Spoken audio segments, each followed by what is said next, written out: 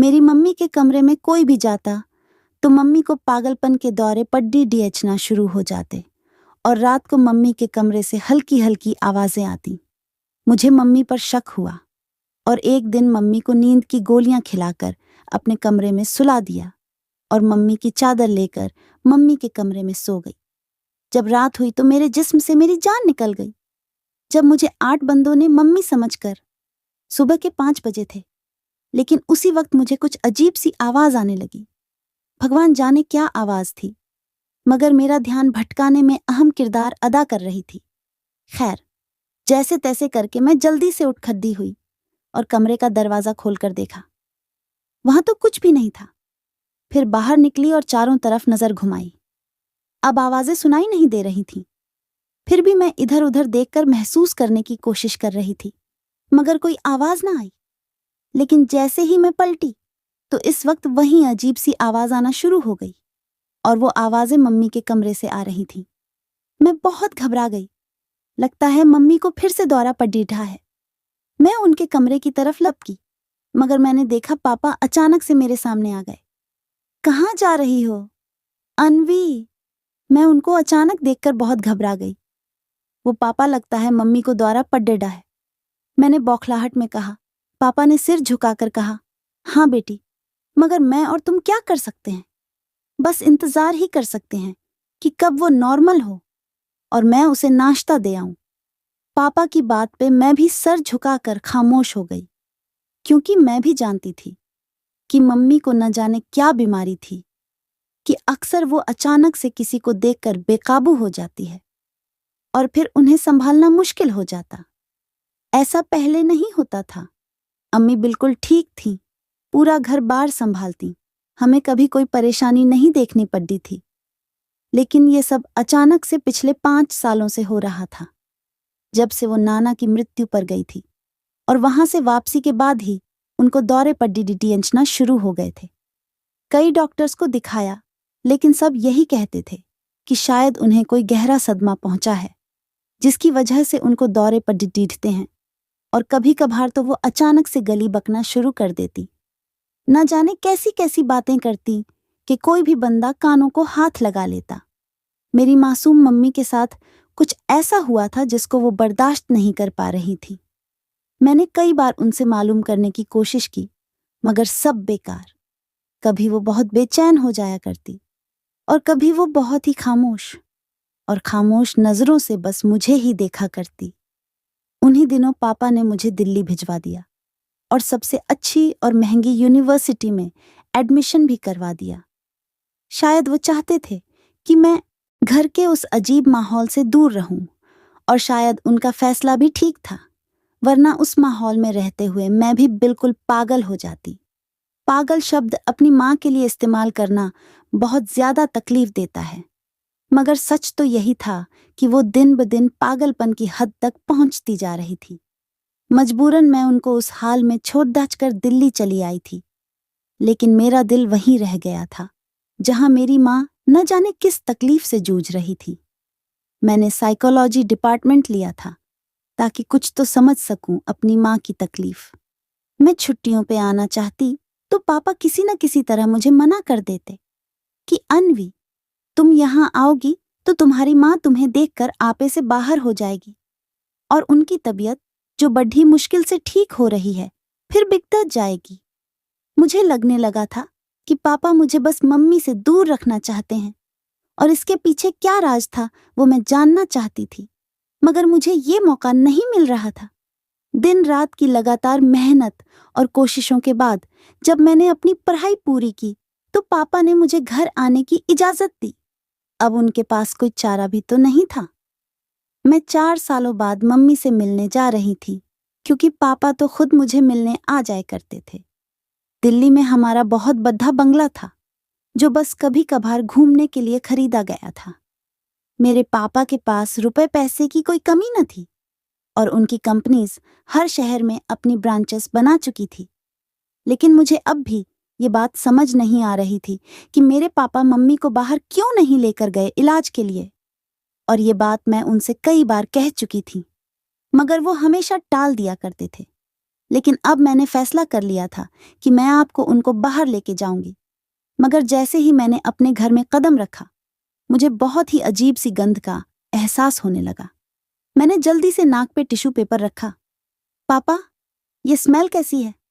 मैंने अचंभे से उनकी तरफ देखा तो वो एक पल के लिए गड्ढबद्धा गए।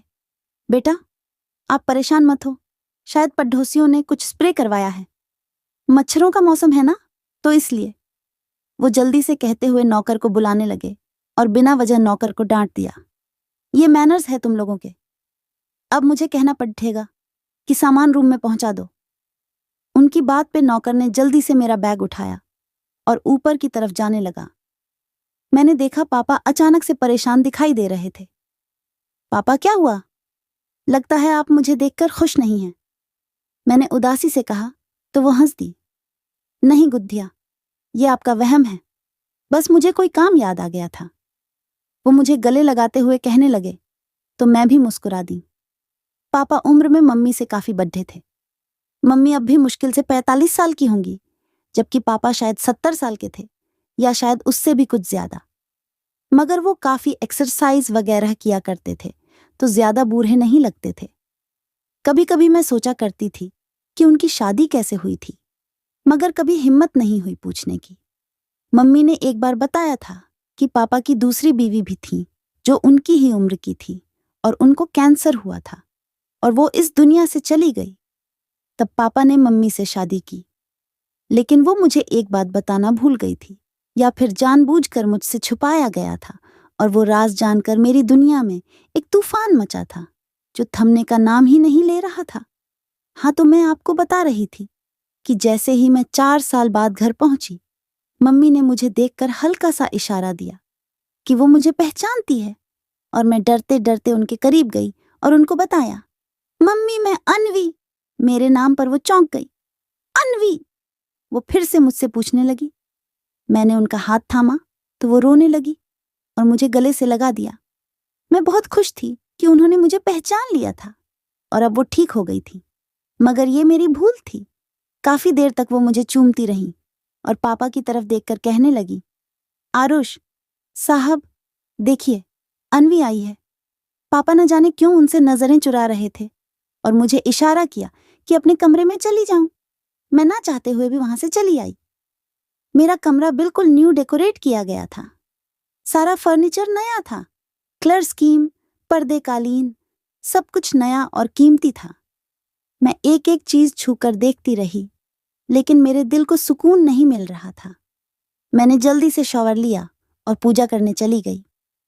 मैं दिन रात मम्मी की सेहत के लिए मिन्नतें किया करती थी। पूजा करने के बाद मैंने दोबारा नीचे जाने की कोशिश की तो उसी वक्त मेरा फोन बजा। ये तो पापा की फोन है। मैंने जल्दी से रिसीव किया। बेटा, अभी तुम नीचे मत आना। अगर आना तो अपनी माँ के करीब मत जाना, ठीक है? अभी उनको थोड़ा वक्त लगेगा तुम्हें अच्छे से पहचानने में। मैं कुछ कहने ही वाली थी कि पापा ने कॉल काट दी। अब क्या बात हुई? मैं अपने ही घर में कैद रहूंगी, मैंने झल्ला कर सोचा। खैर, इसी तरह 2 दिन गुजर गए। मम्मी से कम ही सामना हुआ था क्योंकि पापा का ऑर्डर था, लेकिन अब मैंने फैसला कर लिया था कि मम्मी से खुल के बात करूंगी, क्योंकि मैं भी तो साइकोलॉजिस्ट थी। मुझे सब पता था कि मरीज से किस तरह बर्ताव किया जाता है और इसलिए मैंने सोच लिया था कि पापा की गैर मौजूदगी में उनसे मिला करूंगी। मगर यहाँ के नौकर पापा के जासूस थे, वो मुझे जाने ही न देते। उनके पास बेबी जी साहब ने मना किया है, आपको न जाने दिया जाए। वो सामने खडीडीए हो जाया करते और मैं दिल मसोस कर रह जाती। और आज भी जब मैं उनके रूम में जाने लगी तो पापा ने रोक लिया। लेकिन एक दिन मुझे मौका मिल ही गया, जब पापा किसी फॉरेन मीटिंग के सिलसिले में देश से बाहर गए हुए थे और उन्होंने नौकरों से कह दिया था कि मुझे मम्मी के रूम में जाने की इजाजत ना दी जाए। मगर मैंने भी मौका पाकर मम्मी को नींद की गोलियां खिला दी और उनको जल्दी से अपने कमरे में सुला दिया और खुद उनके कमरे में सो गई। मैं देखना चाहती थी कि ऐसा क्या है कि मम्मी सुबह 5 बजे तकलीफदेह आवाज निकाला करती थी। मुझे खौफ भी बहुत हो रहा था, दिल घबरा रहा था। मम्मी की तरफ से तो मैं बेफिक्र थी, क्योंकि उनको मैंने जो मेडिसिन दी थी वो उसी बीमारी में दी जाती थी और वो सुकून में थी। मगर मैं समझ गई थी कि कोई तो राज था उस कमरे में जो मुझे वहां जाने से मना किया जाता था। और इन्हीं ख्यालों में जाने मुझे कब नींद आ गई और सुबह 5 बजे मुझे ऐसा लगा जैसे किसी ने मेरे मुंह पे हाथ रखा हो। मैंने अचानक हडबडाकर उठना चाहा, मगर मेरी हैरत का ठिकाना न रहा, क्योंकि मुझे 7-8 हट्टे कट्टे आदमियों ने जोर से पकड़े ही रखा था। मैंने बहुत कोशिश की खुद को छुड़ाने की, मगर वहां तो एक बंदा खद्दा ऊंची आवाज में कुछ बहता जा रहा था और उसके साथ ही मुझे ऐसे पकड़े हुए थे जैसे मैं यहां से उड़िच कर निकल जाऊंगी। मैं कुछ ना कर पा रही थी। कमरे में अंधेरा था। हल्की सी रोशनी उन मोमबत्तियों से आ रही थी जो उस आदमी ने जला रखी थी, जो उनका सरदार था। मैंने बहुत आवाज निकालने की कोशिश की, मगर मेरे मुंह पर जोर से हाथ रखा हुआ था एक जालिम शख्स ने। अचानक वो मेरी तरफ देखकर चौंका और आहिस्ता से मेरे मुंह से हाथ हटा दिया और बोला, सरकार, ये तो कोई और है। उसकी बात पर सरदार ने अचानक अपनी आंखें खोल दी और मेरी तरफ खैर बरसाती नजरों से देखने लगा। मैं निढाल हो गई थी। मुश्किल से मैंने अपना मुंह खोला। कौन हो तुम लोग? मैंने डर के मारे अटक अटक कर पूछा। सरदार ने इशारा किया और सारे आदमियों ने मुझे छोड़ डच दिया। मैं उठकर बैठ गई। कौन हो तुम लड्डिच की? और क्यों तुमने हमारी कई हफ्तों की मेहनत बर्बाद कर दी? वो सरदार अपनी भारी आवाज में बोला और लाल अंगार आंखों से मुझे देखे जा रहा था। कैसी मेहनत? मैंने हैरत से पूछा तो उन लोगों ने बताया कि वो कई हफ्तों से मम्मी का रूहानी इलाज कर रहे थे और आज तो उनका इलाज भी पूरा होने वाला था। कैसा इलाज? मैंने हैरत से पूछा तो वो बोला, आहाना को एक दैत्य ने अपने बस में कर रखा है, जिससे छुटकारा पाना बहुत मुश्किल है। और जब भी हम इसका इलाज करते हैं तो वो दैत्य उसे उठाकर ले जाने की कोशिश करता है। इसलिए हमने उन पहलवानों को रखा हुआ है जो उसे अपनी ताकत से रोकते हैं। उनकी बात सुनकर मैं चीख उठी, व्हाट नॉनसेंस! निकल जाओ मेरे घर से अभी, वरना मैं पुलिस को कॉल करती हूँ। जालिम इंसान, तुमने इतनी तकलीफ दी मेरी माँ को सिर्फ अपना सिक्का जमाने और पैसे की खातिर। मुझ पे जैसे जुनून सवार हो चुका था और मैंने जोर जोर से चिल्लाना शुरू कर दिया।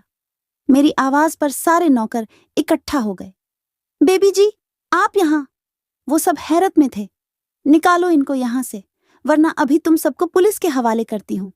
मैंने जल्दी से फोन उठाया और उनको धमकाया। नौकरों के चेहरे का रंग उड़ डेच गया और उन्होंने जल्दी से उस बाबा और उसके आदमियों को जाने का कहा और वो लोग फिर वहां से चले गए। अब नौकरों की बारी थी। मैंने उनको इतना डरावा दिया पुलिस का कि वो सब अच्छी तरह सीधे हो गए और सब कुछ बताया कि कैसे पापा ने उन बाबा को रखा था मम्मी का इलाज करने के लिए। मुझे तो यकीन ही नहीं आ रहा था कि इतने वेल एजुकेटेड इंसान को कैसे ये सब ठीक लगा। मुझे रह रहकर उस बाबा और पापा पर गुस्सा आ रहा था। अब तो मैं हरगिज ऐसा नहीं होने दूंगी। मेरा पूरा शरीर दुख रहा था और अम्मी तो रोज ये सब बर्दाश्त करती थी। मैंने नौकरों को वार्निंग दी कि अगर उन्होंने पापा को कुछ भी बताया तो मुझसे बुरा कोई नहीं होगा। तुम लोगों को चोरी के इल्जाम में जेल भिजवा दूंगी और फिर सड़ते रहना वहां जिंदगी भर। मैंने गुस्से से कहा तो मेरी धमकी कारगर लगी। वो सब वहां से चुपचाप चले गए। मैं जल्दी से अपने कमरे में आई और देखा मम्मी गहरी नींद सो रही थी। उनके चेहरे पर बहुत सुकून था।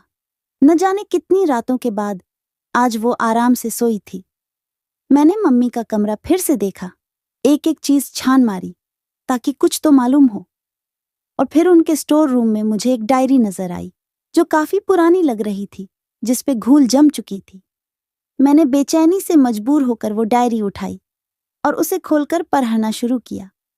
मुझे मालूम था किसी की डायरी पढ़ना गलत बात है, मगर मैं सिर्फ और सिर्फ ये जानना चाहती थी कि आखिर ऐसा क्या हुआ था जिसकी वजह से मेरी माँ का ये हाल हुआ था। और हो सकता है कि इस डायरी से कुछ पता चल जाता, लेकिन मैंने सोचा भी नहीं था कि मुझे जो राज मालूम होगा वो मेरी जिंदगी में इतना बड़ा तूफान ले आएगा।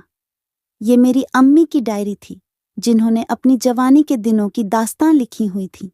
मैंने पढ़ना शुरू किया। मेरा नाम आहाना है। मैंने जब से आंख खोली थी तब से मैंने सिर्फ और सिर्फ आराध्या को अपने साये की तरह अपने करीब देखा।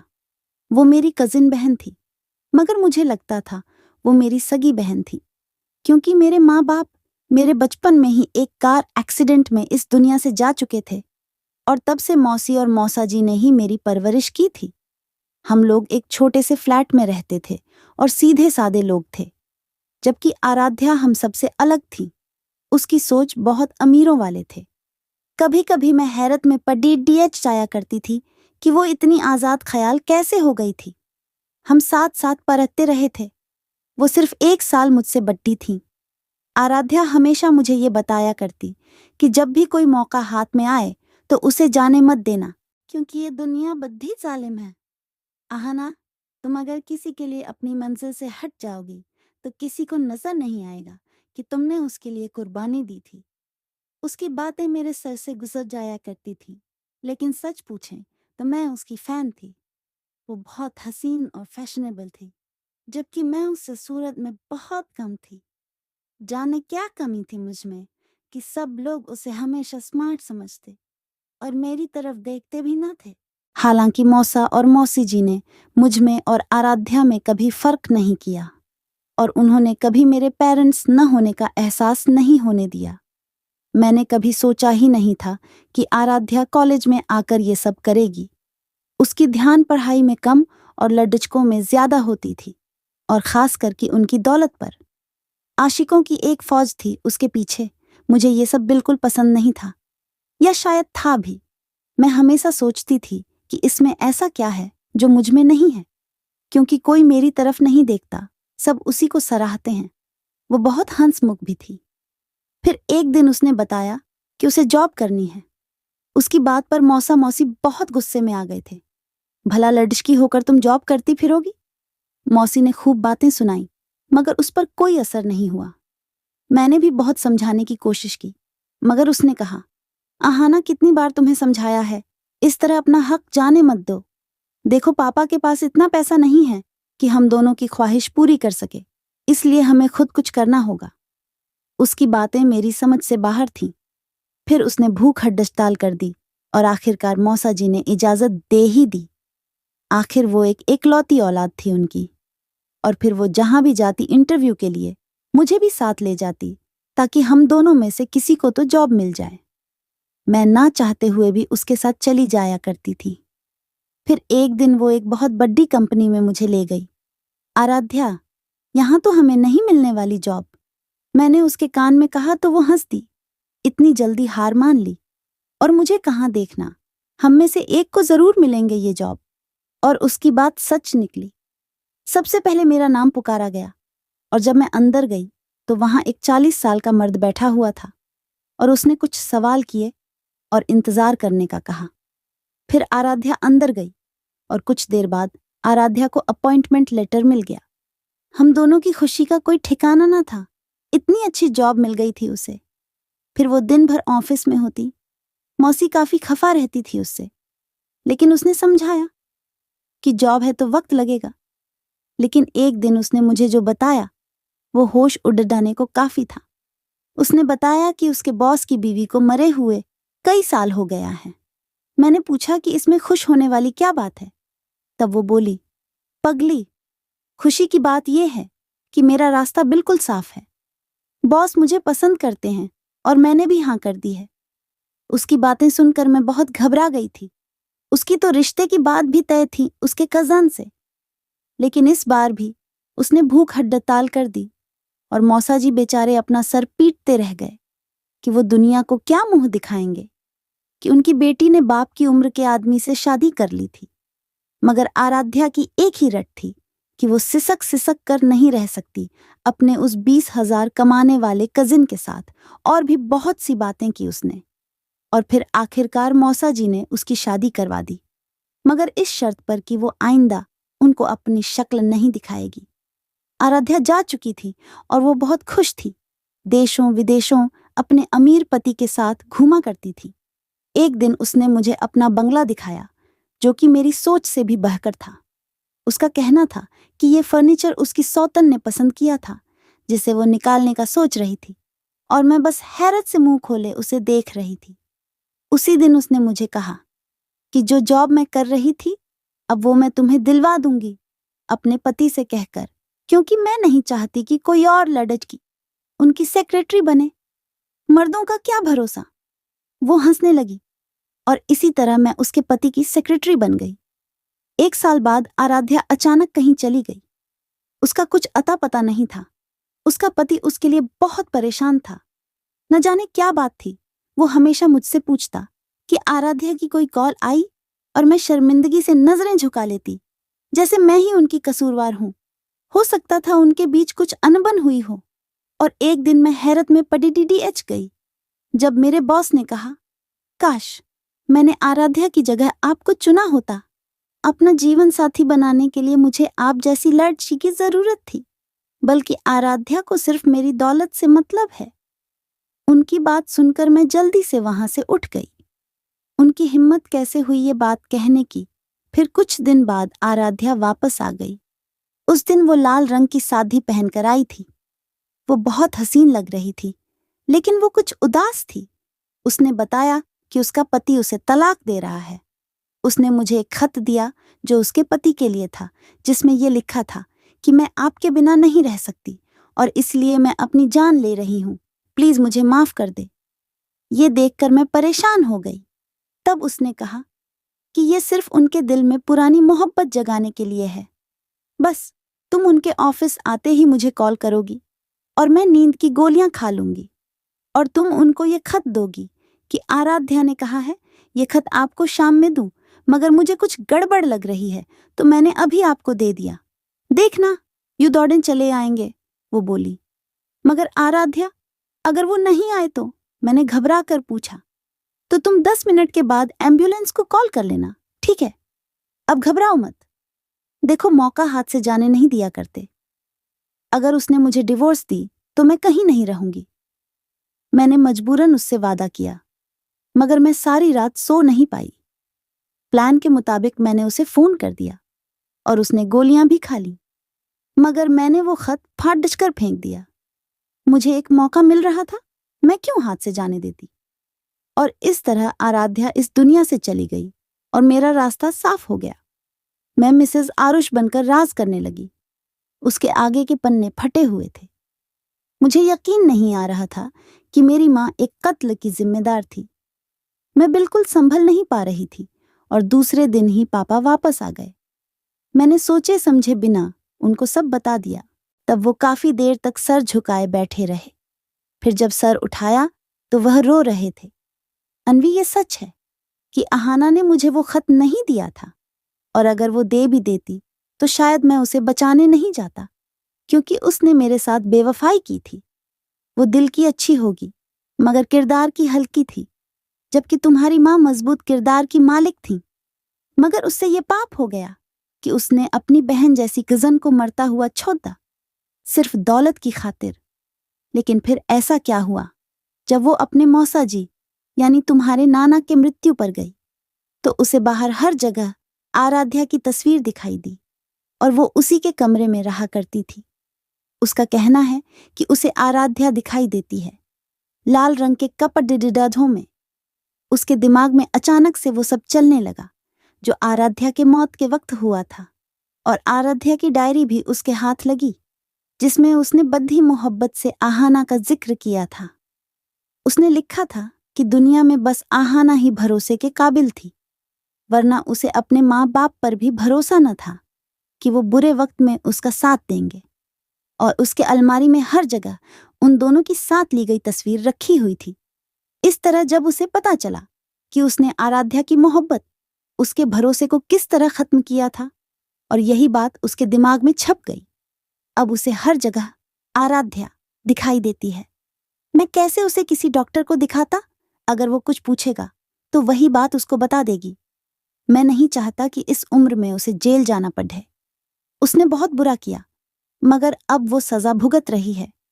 मुझे किसी ने कहा है कि एक बाबा है, वो सब दिमागी बीमारी का रूहानी इलाज करते हैं, मगर कोई फायदा नहीं हुआ। पापा को देखकर मुझे रोना भी आ रहा था। मम्मी को उनके किए की सजा मिल चुकी थी। ये धन दौलत उन्हें कभी सुकून नहीं दे पाया था और अब तो वो अपने होश से भी बेगाना हो चुकी थी। मगर वो मेरी माँ थी।